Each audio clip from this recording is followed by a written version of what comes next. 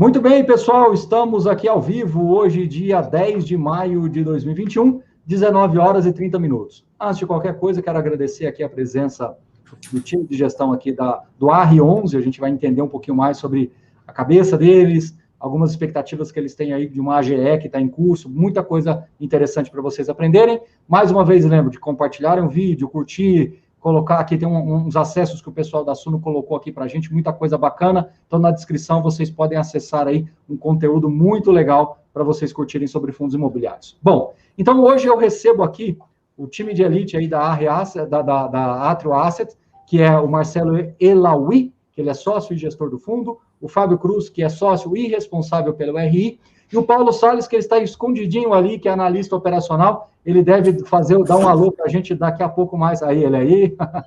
Então, ele vai dar um alô para a gente depois, mais no final da live. Por uma questão técnica aqui, a gente não conseguiu compartilhar o áudio, mas ele dá um alô para a gente no finalzinho ali. Sejam bem-vindos. Marcelo, a gente teve contato lá atrás, né, na época do IPO do fundo, então seja bem-vindo aqui. Agora você volta, o fundo cheio, AGE em curso. Então, o que você pode nos dizer aí dessa pequena história, porém intensa, né, no meio de pandemia? Seja bem-vindo, viu? Boa noite a todos. Mais uma vez, obrigado aí pelas pessoas que aderiram ao link. Muito obrigado ao Marcos Baroni, a Suno, mais uma vez propiciando aí essa interação que eu acho que é maravilhosa entre os gestores e o consumidor final, que nos importa muito, que é o cotista, que é o nosso patrão no fim da linha. A gente tem feito um esforço grande, enfrentamos a pandemia aí, quase 1 ano e 2 meses. A gente foi muito cuidadoso durante esse período. Estamos muito otimistas com o fundo, apesar dos desafios aí que a economia brasileira vai ter que atravessar, mas a gente acha que o Brasil é um país sólido, que tem instituições e sempre se mostrou resiliente, e aquela hora que ninguém acredita, o Brasil dá a volta por cima e continua crescendo, indo para frente. A gente fez um produto único aqui na casa, só passando um pouquinho da Atrio, acho que depois o Fábio, que é o RI, vai ter uma oportunidade de apresentar alguns pontos, mas estamos vendo pela primeira vez. A Atrio é uma casa que tem BIPO e 400 de crédito, e temos um único produto imobiliário que a gente lançou faz 1 ano e pouco, que é o AR11. E esse produto que nós vamos agora ter oportunidade de abrir e discutir com vocês as nossas opiniões sobre o mercado imobiliário. E nós temos um momento importante aí do fundo que a gente trouxe alguns benefícios para os cotistas, e gostaria de passar para o Fábio, que é meu sócio aí, responsável comercial e RI. Alguns provavelmente já interagiram com ele, então deixo a palavra para o Fábio. Boa noite a todos. Seja bem-vindo, viu? Obrigado, Baroni, pela oportunidade. Sempre muito importante a gente estar próximo aí do cotista, e obrigado aí por nos abrir a oportunidade de fazer uma live aí no teu canal. A gente sabe que tem bastante visualização, bastante peso aí, muito respeitado aí na indústria de fundos imobiliários. Basicamente, aqui a gente vai falar hoje um pouquinho da história aí do fundo, desde o nosso IPO, né?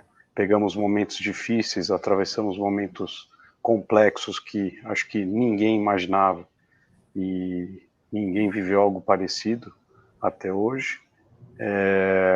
E como bem o Marcelo falou, a gente está num momento importante do fundo.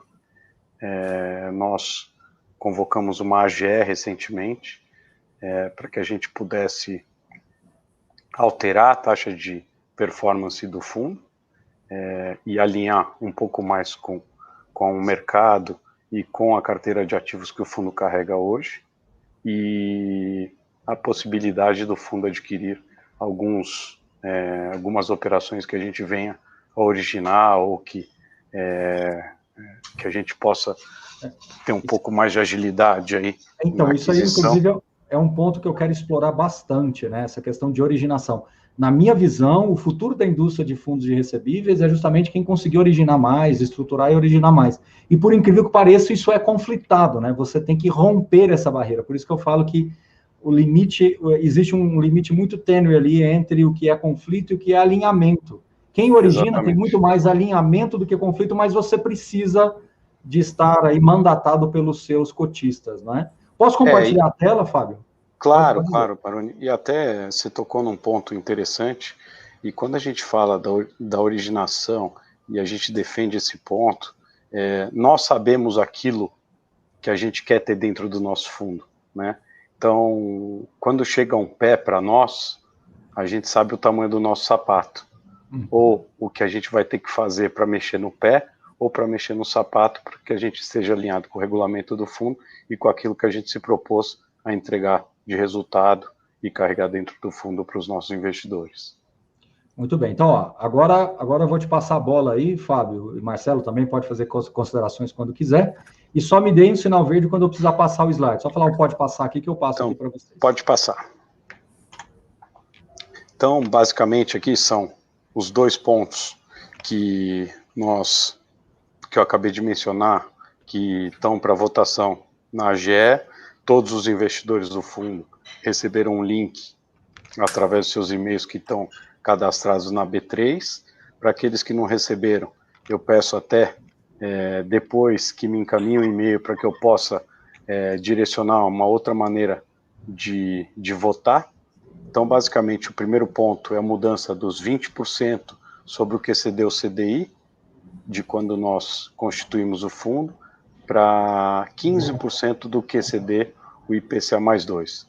Lembrando que nós abrimos mão de taxa de performance até final de 2020, né, até por conta da pandemia, em alinhamento aí com a demanda, aí em respeito aos nossos investidores, a gente acabou abrindo mão. E a segunda, o que a gente falou há pouco, a possibilidade da gente adquirir ou alienar CRIs, né, que são ativos objetos do fundo, originados por algum dos prestadores de serviços do fundo, o gestor ou consultor. E o terceiro, que eu acho que poucos, isso é uma novidade que a gente vem abrir aqui, é a primeira vez que a gente fala disso, nós negociamos junto ao administrador um desconto na taxa de administração.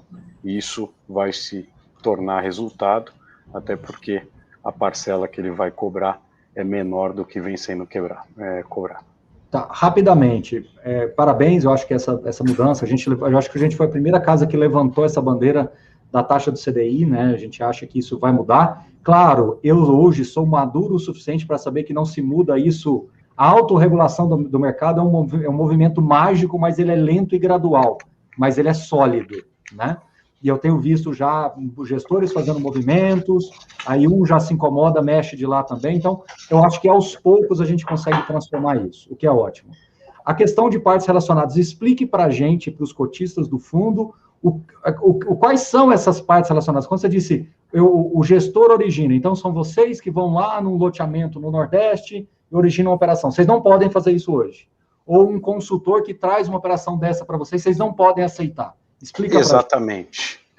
Então, basicamente, quando aparece uma operação do nosso relacionamento, a gente tem que direcionar para um terceiro, né? E aí a gente passa a não participar mais ativamente da operação e a gente deixa a cargo de um terceiro para que estruture e que torne esta operação um valor mobiliário para que a gente possa vir a adquirir, né? E, obviamente, hoje a gente sabe que a indústria está muito concentrada em algumas securitizadoras, né, em alguns estruturadores,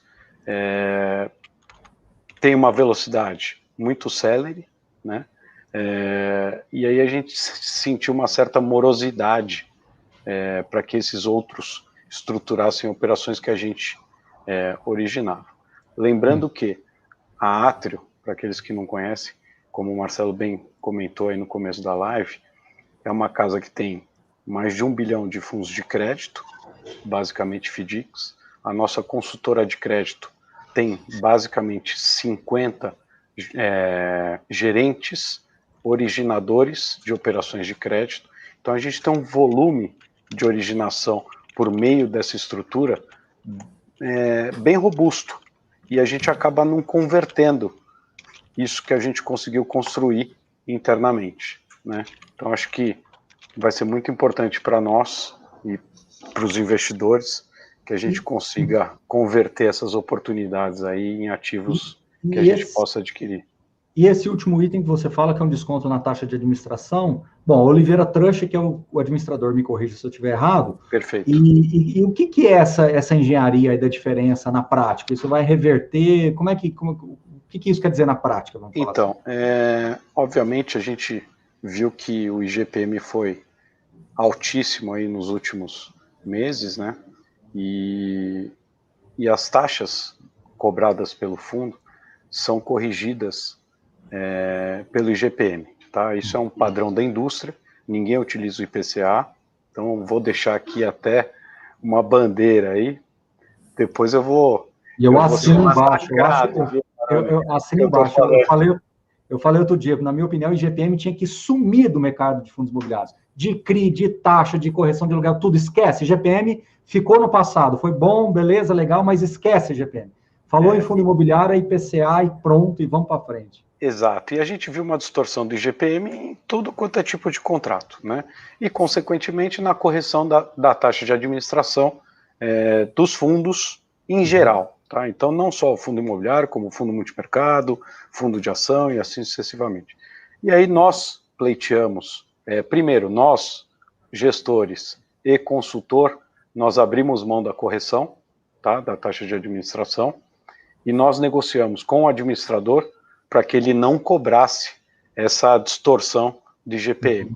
Então, ele concordou em utilizar o IPCA, então essa taxa, essa diferença de correção entre IPCA e IGPM vai ser aplicada agora, a partir do dia 14 de maio.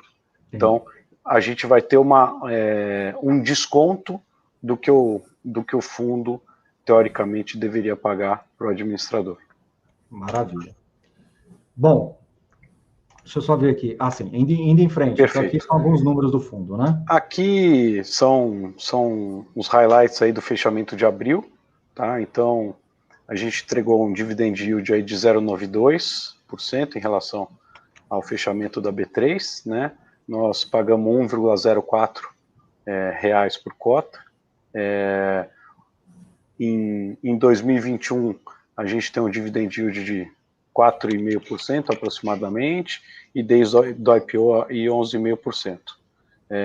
Nós tivemos um crescimento aí de retorno na Bolsa, fechamento de março a fechamento de abril, na ordem de 12%. O fundo, se não me engano, em março fechou a 100, 101, e agora em abril fechou a 113, basicamente. E nós tivemos um ingresso aí de cotistas neste ano de 2021, da base na ordem de 50%.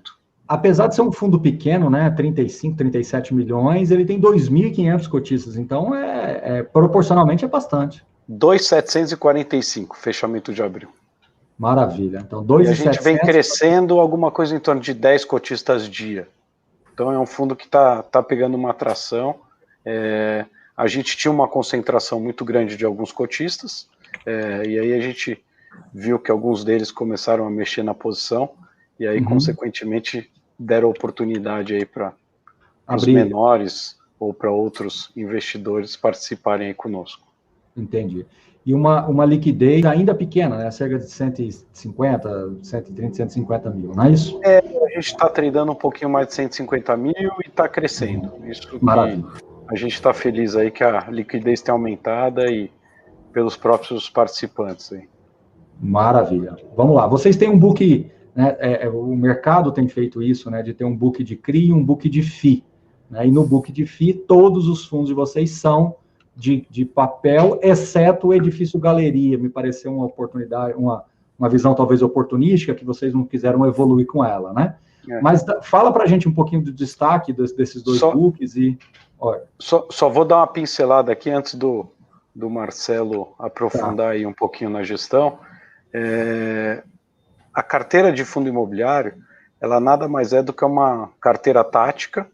Então, obviamente, a gente não tem o objetivo de carregar fundo imobiliário na carteira, mas a gente aproveitou algumas assimetrias do mercado e alguns momentos para a gente adquirir esses fundos imobiliários, para que a gente pudesse ter um retorno melhor do que se ele tivesse aplicado numa compromissada, né? Então, e são basicamente fundos de CRI, fundos de crédito, que estão alinhados com a nossa gestão.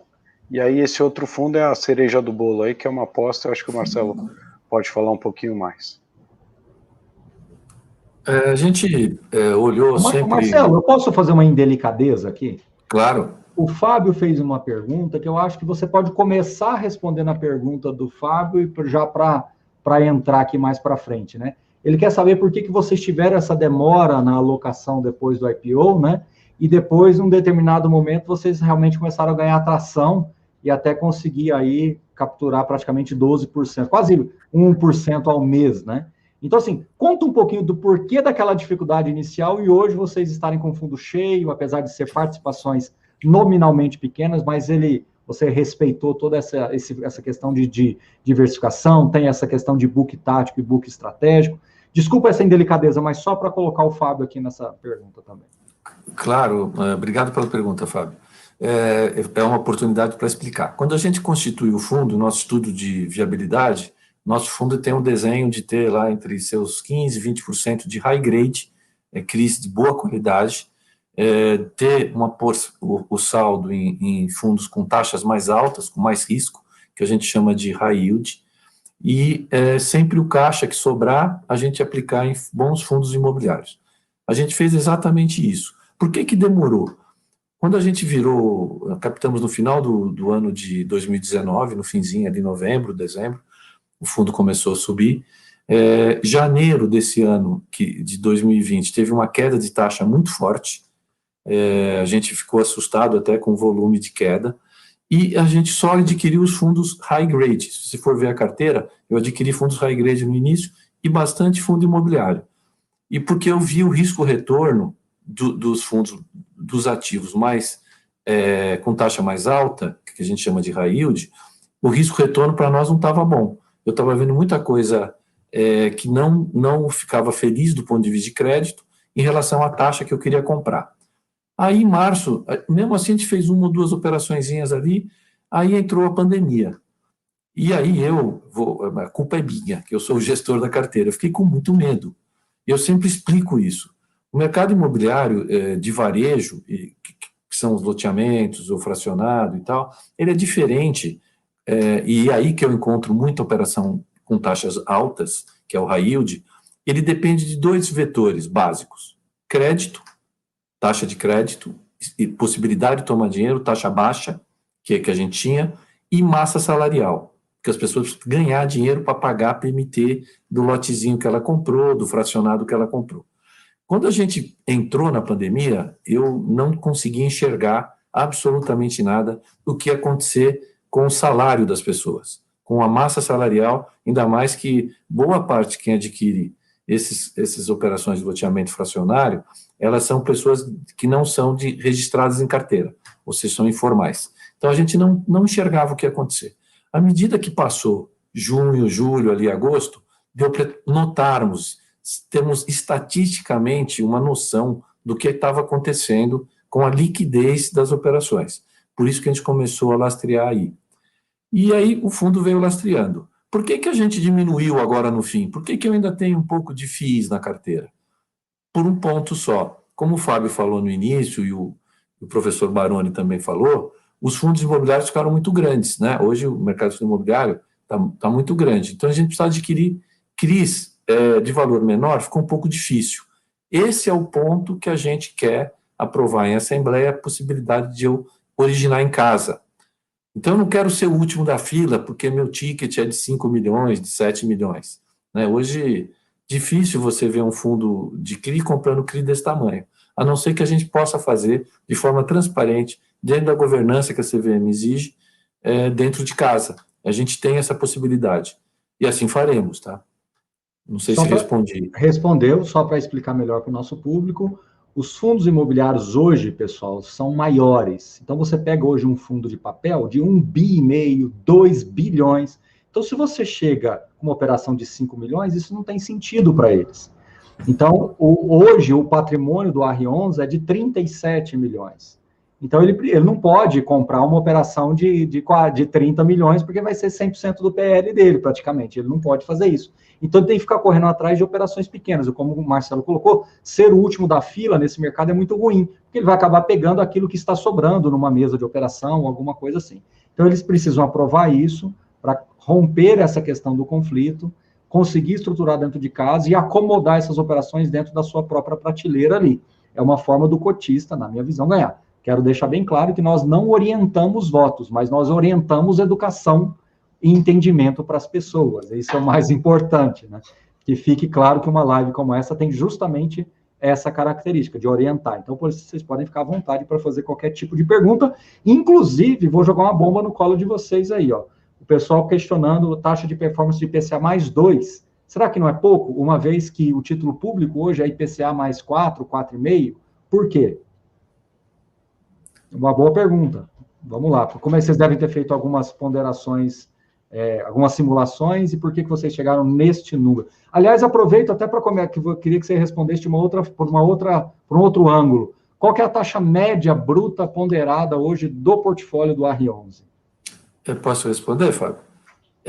Hoje, a gente tem a seguinte visão, está respondendo de forma bem objetiva. IPCA mais 2 nos joga um pouquinho ali na linha do que a gente entende que são títulos de curto prazo do Tesouro, mais curtinhos, né? A nosso relatório, sempre a gente procura estar com títulos que rendam NTNB 5 mais 500 bips. Esse é o nosso número. Quando eu tenho 20% por aí de high grade na carteira, eu também não vou ter todas essas taxas altas, tá? E acho que tenho que ter. Eu gosto de remunerar de forma justa o trabalho bem feito. Então, eu acho que também tem um ponto de vista que muitos fundos ainda cobram CDI, muitos fundos, vocês podem me falar, também não cobram performance. Mas também, esses que não cobram, muitas vezes tem uma taxa entre gestão e administração alta, acima de 1, né? Então, eu acho que a gente ficou dentro de um número bom. Eu acho que se a gente entregar, sendo um fundo pequeno que a gente tem um trabalho dinâmico de giro desses FIIs, a gente está entregando, chegamos um mês a entregar 1%, ou em relação ao patrimonial, faz 4 meses estamos entregando acima de 1%, em relação à taxa de bolsa, né, da B3, como subiu muito o mês passado, deu perto de 0,9, que era o nosso número que a gente prometeu entregar no estudo de viabilidade que nos comprometemos a entregar.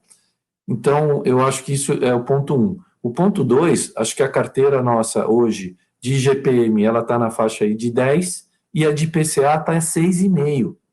Então, o blend da carteira vai nos jogar algo aí, eu não tenho essa conta de cabeça, mas imaginando os dois, se eles fossem iguais, a gente estaria perto de uns 8, 8,5. Mas é quase igual, né? De acordo com o retrato do fundo hoje, é quase igual. Então, 7,5, 8 é um número bom. O Fábio, deixa eu te fazer uma pergunta, até estendendo um pouco do que o Walter está falando aqui. Você concorda comigo que é importante que você supere esta AGE para que vocês possam partir para uma nova emissão? Porque se eu te der um cheque muito grande agora, sem resolver esse problema, é um tiro no pé, né? Então é importantíssimo, né, resolver isso. Concorda comigo ou falei bobagem? Perfeito, Baroni. Eu acho que, antes de tudo, a gente precisa arrumar a casa, né? Então, a gente tem que deixar a casa limpa, brilhando, arrumadinha, para que a gente possa pensar em outros volumes aí e uma robustez um pouco maior aí para que a gente possa adquirir mais ativos e mais volume de uma mesma emissão, né? Como você disse, eu acho que foi brilhante. Hoje a gente pode adquirir alguma coisa em torno de 3,5 milhões por operação, né? É muito pouco, 10% do PL. Né? Exatamente. Então, para que a gente encontre uma operação pequena, que seja boa, que passe pelos nossos requisitos aqui do nosso conselho, do nosso comitê. É procurar uma agulha no palheiro, né? Exatamente. Então, acho que a gente fez um bom trabalho até aqui. Eu acho que a nossa carteira de high yield está muito bem alocada. Eu acho que está muito bem distribuído aí. Mas eu acho que o nosso principal motivo hoje é focar na AGE. Ô, Fábio, eu vou fazer a pergunta, pode ser o Fábio Aliás, essa pergunta, inclusive, eu queria ouvir também a opinião do Paulo, que está lá atrás, escondidinho, viu? O Paulo que lá atrás... eu vou fazer a pergunta, Marcelo, se você achar, pelo que você conhece do Paulo, que ele pode responder, você passa para ele e eu refaço a pergunta, não tem problema. Nós começamos a levantar uma bandeira desde a semana passada e vamos intensificar isso, claro, de novo, autorregulação é um processo lento e gradual. De pedir aos gestores que tenham os chamados relatórios de riscos, onde, principalmente nessas operações high yield, que tem duração de 5, 7, 10 anos, que você tem que nos mostrar, quando eu digo nos mostrar, ao mercado, aos analistas, aos influencers, às pessoas que formam opinião, aos próprios investidores, um relatório de riscos onde a gente consiga enxergar melhor o que está acontecendo, não só na carteira, do ponto de vista da carteira, como também lá no equity. Ou seja, o que está sendo feito de maneira proativa e reativa ou defensiva, dê o nome que quiser, para proteger o principal do cotista, que é o que interessa num fundo de crédito. O juro, a correção monetária é o bônus. No final do dia, a gente vai ganhar isso, ok. Mas eu preciso defender o principal do meu cotista. E hoje, os fundos estão crescendo numa velocidade muito avassaladora. Nada de um mês para outro, um bi e pouco vindo para o mercado e indo para essas operações. As operações têm que ser estruturadas e lá na ponta, alguém tem que pagar o boleto. Esse profissional liberal tem que pagar o boleto. Então, eu queria ouvir de vocês um pouco, pode ser o Fábio, pode ser o Marcelo, ou se você quiser, eu repito essa pergunta para o Paulo lá atrás. Quem pega essa bola? Até, Baroni, eu acho que vamos dividir essa resposta, mas eu quero aproveitar o gancho aqui. Marcelo falou bem, quando nós fizemos um IPO, o mercado estava muito líquido à época, e as operações high yield estavam saindo a preços de high grade, porque o mercado estava muito líquido e tomando qualquer tipo de operação. Nesse momento, a gente optou em não adquirir, né? Então, a gente virou o ano que falou, opa, peraí, a gente desenhou um pipeline, nós nos comprometemos com algumas operações, essas operações que estavam nos ofertado à época por 10, 11, mais inflação, foram saindo para outros fundos que estavam com muito dinheiro a 7, 8. E aí, peraí, eu não concordo em comprar um ativo que é um high yield, com características de high yield, mesmo que... E mais, né, Fábio? Fechou muito rápido isso aí, essa curva fechou Exatamente. Foi assim, ó, estalos, né? Exatamente. Então, só queria dar esse destaque aí, complementando o que o Marcelo bem colocou. Eu vou responder uma parte, depois vou pedir para o Paulo entrar, não sei se você ouviu a pergunta, mas depois eu te passo. A gente tem um relatório de risco de acompanhamento, operação a operação. A gente construiu isso junto com a consultoria. A consultoria, nosso fundo tem um ponto importante aí, um pouco diferente dos outros. A gente tem uma consultoria imobiliária, que faz com o departamento jurídico, com o analista, que nos ajuda aqui, além do nosso jurídico aqui da Atrio, a gente faz um cross. Então, a gente acompanha esses índices, né, de quando é um término de obra, quando é uma razão de garantia, nós preparamos um relatório em bases mensais. Muitas vezes o que acontece também, que você tem, quando você emite o CRI, até para os ouvintes, você está numa securitizadora que produz um relatório e o agente fiduciário também. Então, às vezes demora um pouco para você fechar o número, porque a gente tem um número que a gente imagina, e junto com quem está fazendo, né? E a gente não bate. Entendeu? Então, esse é um cross que a gente montou um relatório e, enfim, não é o Paulo especificamente que está aqui, mas ele bate esse relatório com o da consultoria, né, que vem. Se você quiser perguntar alguma coisa para ele, tá à vontade aqui. Até aproveitando, cortando aí um pouquinho o Paulo, mas eu queria deixar a bola para ele. Vale até a pena, Baroni, se você puder colocar o relatório que a gente te caminhou na página 6. Vamos lá agora. Fala um pouquinho do nosso comitê de crédito, do nosso processo de aquisição. Então, esse aqui nós já falamos, né, que já cresceu, isso aí que já falou. Esse aqui tem um QR Code. E aí tem um QR Code, que aí o Paulo pode falar um pouquinho, acho que vale a pena também os investidores lerem esse QR Code, né? Inovador, isso nunca aconteceu na nossa live, ó. Que legal. Escanearem esse QR Code. Paulo, seja bem-vindo, viu? Obrigado, Baroni, boa noite a todos os cotistas, boa noite a quem nos assiste. Então, Paulo, eu estava falando com todo mundo aqui sobre essa questão dos fundos high yield, né? Muito dinheiro chegando no mercado, né? Se você fizer uma conta de padeiro, você vai chegar entre um mês e outro, coisa de 1 bi. Isso. E como o próprio Marcelo vem de uma escola bancária, às vezes você tem um banco que não tem uma carteira de crédito de imobiliária de 1 bi, e de repente você vê isso vindo para o mercado de capitais. Ok, pode ser um grande déficit que está sendo preenchido, uma lacuna que está sendo preenchida. Ok, não vejo problema e torço para que seja. Por outro lado, a gente precisa realmente de um nível de disclosure maior. A gente precisa que realmente relatórios de riscos que sejam bimestrais, trimestrais, semestrais, não importa, mas que traga efetivamente o real conceito do que é o gestor dentro desse processo. Porque não é fácil você ter um fundo com 40, 50, 60, 80 CRIs, com risco de performance, e não estar ligado diretamente ao projeto ou não mostrar ao mercado, né? Às vezes você vê aquelas tabelas que a razão de garantia já está bem pressionada, a razão do fluxo já está bem pressionado, e não se vê uma linha comentando o que efetivamente está sendo feito. Estou exagerando, Paulo? Estou falando bobagem? Por favor, você tem total liberdade para me colocar a bola no chão aqui. Então, Baroni, eu acho que você está certo. Eu acho que o mercado vai caminhar, sim, para novos níveis de governança, e a gente tem que estar de olho de perto acompanhando o crédito, principalmente quando a gente tem fundos com a carteira muito grande de crédito com nível de risco muito alto. Às vezes o investidor não conhece, não sabe como funciona o acompanhamento, a estruturação. Então, eu acredito que o mercado, sim, está começando a demandar esses novos relatórios, esses novos níveis de transparência e governança, e eu acredito que vamos caminhar para esse efeito.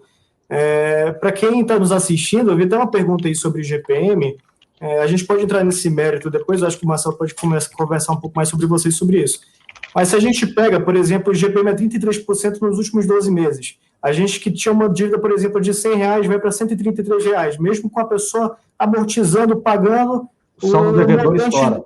Exatamente. Então, a pessoa que está lá na ponta, quem está comprando, acaba se endividando mais, não consegue suprir essa alta do GPM e, portanto, surge a discussão da troca do indexador. Se você cruza com uma carteira sacoque ainda, ninguém paga isso aí. Não, é horrível.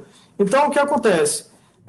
A gente precisa estar de olho tanto no cenário macroeconômico, como o Marcelo falou, ver como é que está a massa salarial, como é que está a pessoa lá na ponta, ela está conseguindo honrar o crédito?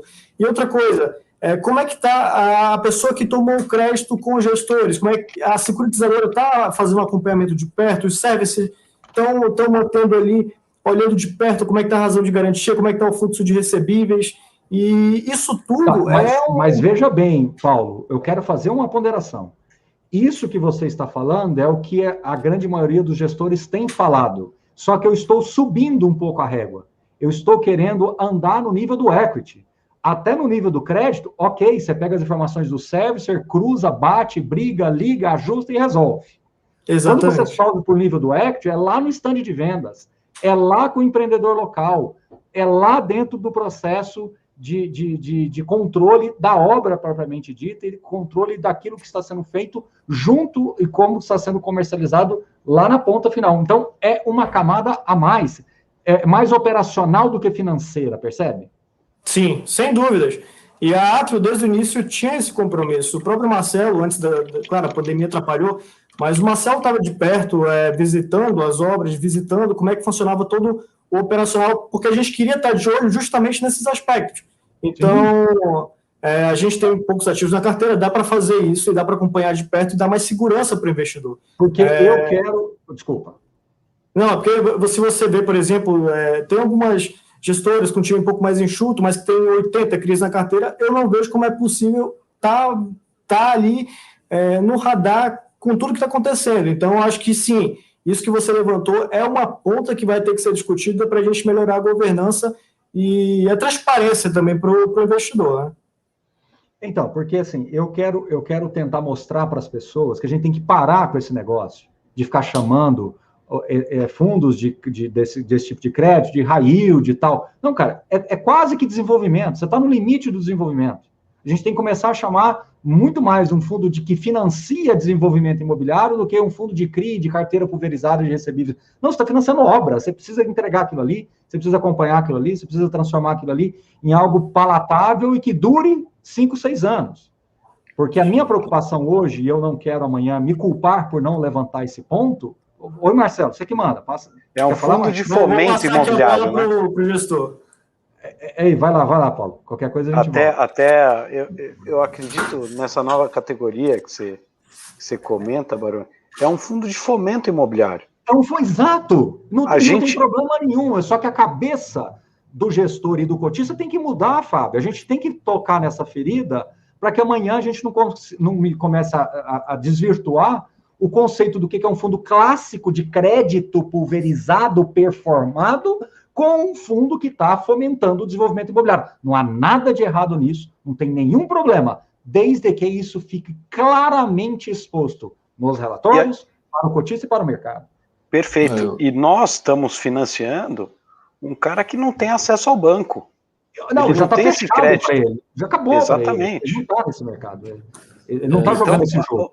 E o nosso grande desafio, né, complementando, é tentar criar uma robustez em garantias, voltando no que você disse, com a grande preocupação nossa do principal, né, para que a gente consiga entregar um ativo high yield, que muitas vezes a garantia é muito melhor do que do high grade.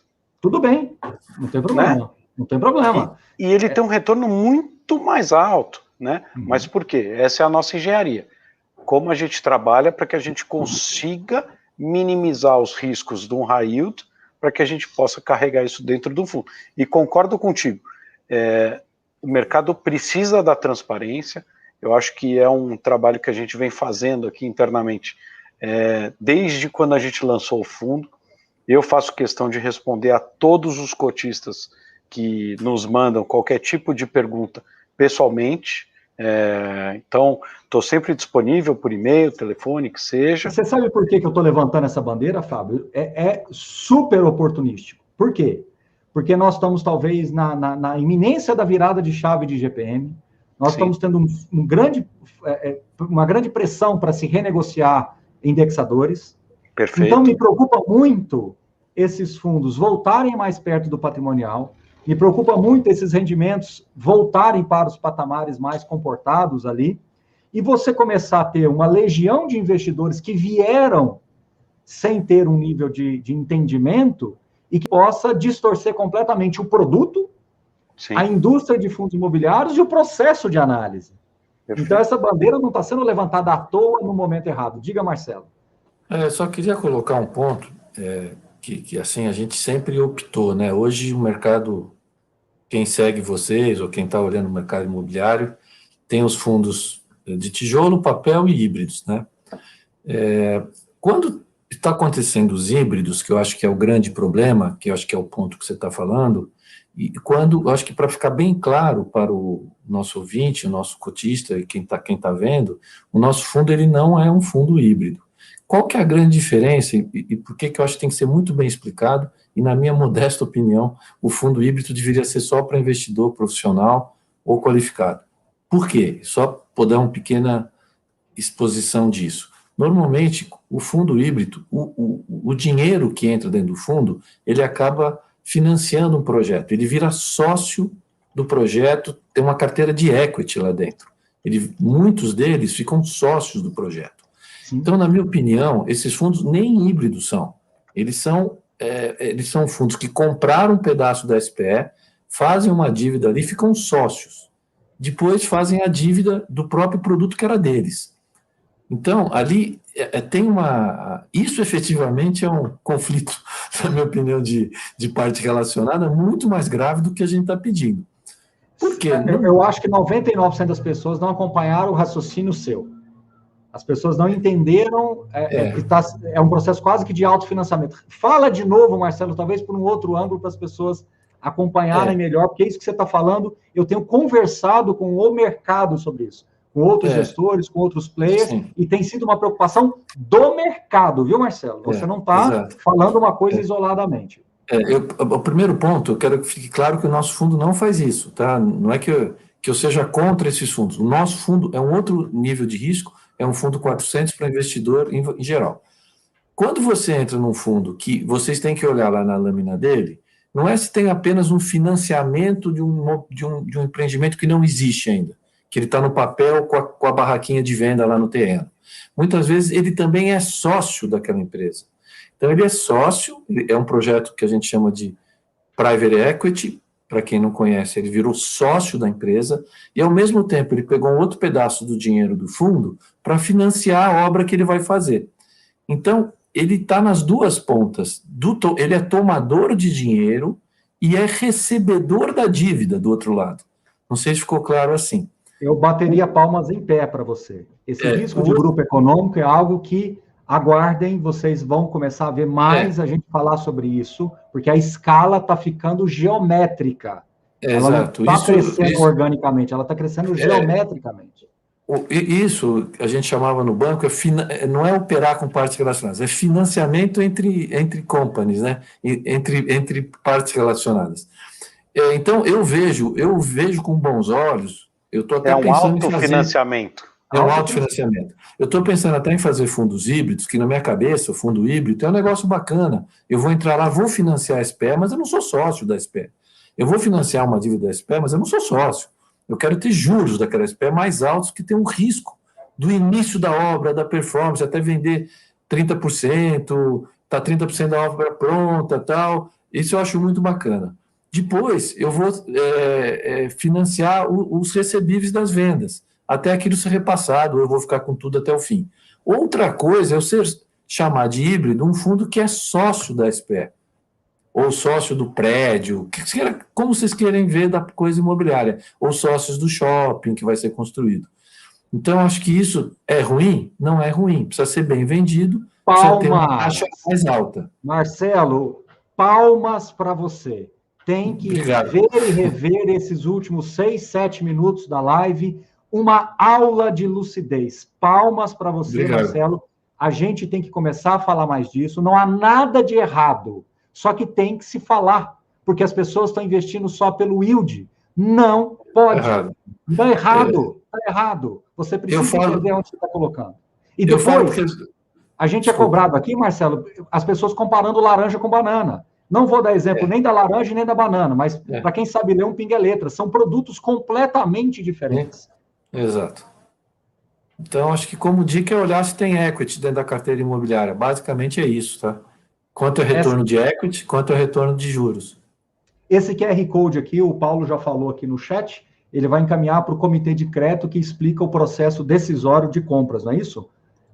Isso é o modelo do nosso comitê de crédito, tá?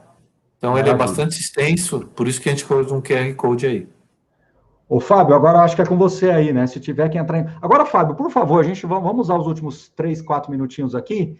Fala do RI e, por gentileza, fala do processo de votação. De novo, a Suno não orienta voto, eu não oriento voto, mas é importante que vocês votem com consciência. A live é para trazer um pouco da visão e vão atrás do Fábio lá na RI. Fábio, a bola é sua agora para vocês. Joia, se você puder até voltar naquela primeira página da apresentação, onde a gente coloca os pontinhos. Essa? Isso. Então, basicamente, nós temos uma AGE, que é uma Assembleia Geral Extraordinária, que nós pedimos para o nosso administrador que colocasse em votação a aprovação ou a reprovação da alteração da taxa de performance de 20% do CDI para 15% do QCD IPCA mais 2. Então, a gente já cortou um pedacinho do percentual que cabe ao gestor e ao consultor do fundo, independente do índice, nós já reduzimos a nossa remuneração, e a possibilidade, e aí eu faço aqui um apelo que é muito importante, para que nós possamos adquirir operações que sejam originadas por participantes que hoje... Essa originação não tem nada a ver com sociedade na SPE, é só a originação com parceiro, certo? Exatamente, é uma oportunidade. Então, imaginemos que nós já estamos no mercado há alguns anos, o Marcelo está desde 1975. Você só lembrando que a CVM é de 76. Aí você esculhambou a live agora, hein, Fábio? Agora? Não, então... Tô sacaneando. Eu tô desde comecei aos 10 98 e a gente tem um pouquinho de relacionamento, então aparecem muitas oportunidades que a gente não está conseguindo converter para os nossos cotistas com os objetivos de retorno, de boas operações que a gente tem que entregar para um terceiro, ou para que um quarto faça a estruturação e a securitização que seja. Muito bem. Olha só, o Antônio, ele vou voltar rapidinho naquela questão, porque eu acho que ele foi cirúrgico aqui. Foi cirúrgico. Baroni, não falta uma subdivisão dos fundos de papel para poder comparar e separar os produtos, até para poder diversificar melhor? Palmas para você. Criou-se só o high grade e high yield? Esquece isso. Isso é para o leigo lá na ponta entender. Para quem está aqui, para esse pessoal que está daí, para nós que estamos aqui fomentando o mercado, a gente nem usa isso mais. É outra cabeça. Eu até sugeriria, Baroni, fundos de papel high yield, fundos de papel high grade, fundos híbridos de papel, que é o que tem high yield e high grade, e fundos de equity de financiamento imobiliário. Sim, já está de bom tamanho, alguma coisa assim. E aí você vai saber comparar, porque chega cada pergunta para nós aqui que você não acredita. Por isso que eu falei, não, peraí, alguma coisa está acontecendo. Aí quando isso acontece, eu aciono o gatilho. Eu sou apaixonado por questão de autorregulação, sabe? O processo de autorregulação é quando você começa a fazer o mercado criando essas próprias métricas. Então, inevitavelmente, a gente caminha para isso. Olha só, para votar, eu preciso estar aqui, aqui? Eu preciso estar aqui, Fábio?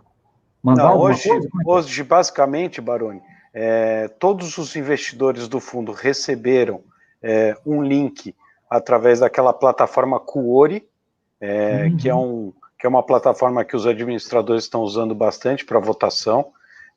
Lembrando que é sempre importante todos os investidores terem os seus contatos atualizados na Bolsa, na B3. Existe o CI, que é o canal eletrônico do investidor, se não me engano, as siglas.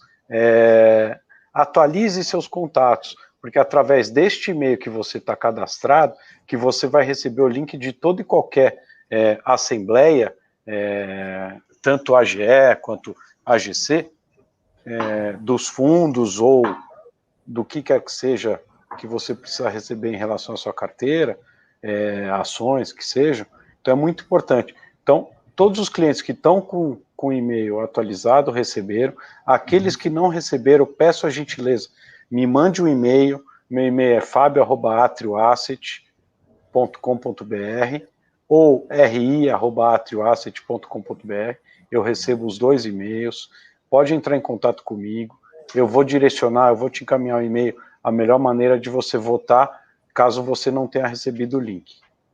E pela minha experiência, cotistas do fundo, votem. Não estou falando no que você deve votar, mas votem, porque isso é uma premissa para que o fundo cresça, ganhe tração e se torne um fundo equivalente. Exatamente, assim. Eu acho, Baroni, é como se fosse um condomínio, efetivamente, né? É um condomínio. Óbvio que a gente detesta ir na assembleia do condomínio, ver o síndico, a gente não quer esse papel, mas eu faço um apelo aqui para que vocês participem mais, independente se for aprovar, reprovar, se abster, mas participe, até para que a gente esteja cada vez mais próximo e possa corresponder à demanda de vocês. Muito bem. Marcelo, pergunta para o Paulo se ele quer fazer alguma fala, alguma consideração, senão você já pode fechar aí, só para te perguntar para ele. Você quer fazer alguma consideração? Certo? Ele declinou o voto. Tá certo. Marcelo, então vai lá, faça as honras para encerrar a nossa live aí. Tá, muito obrigado, Baroni, mais uma vez, Assuno. Muito obrigado às pessoas que entraram para assistir. Muito obrigado ao mercado financeiro, ao mercado de capitais, por ter essa oportunidade de democratizar investimentos, propiciar mais renda para os poupadores de forma geral. Acho que o Brasil está num caminho de crescimento do mercado de capitais, de desbancarização, e esses veículos, como no setor imobiliário aqui, ainda estão sendo vistos números muito grandes, mas em relação aos mercados maduros, ainda somos muito pequenos, temos o oceano azul para crescer na desintermediação através do mercado de capitais, e nós estamos aqui. Acho que o nosso fundo vai crescer, a gente quer ter vocês sempre conosco. É um fundo pequenininho, mas metido a besta, a gente tem conseguido entregar do mesmo jeito dos grandões aí, e podem contar com a gente, estamos às ordens aqui sempre que precisar. É isso aí. Olha só, quinta-feira, Blue Macau, e segunda-feira, Supernova, live inédita para falar do GGRC, confirmadíssima, fechamos hoje com a Supernova, a live mais requisitada foi essa do GGRC, então a gente conseguiu para segunda-feira, 11 horas da manhã, não, enfim, agora eu confundi as datas, não, 11 horas, Blue Macau, a do GGR eu não me lembro, Blue Macau, 11 horas da manhã, com a gente batendo um papo sobre a prateleira de fundos imobiliários deles lá.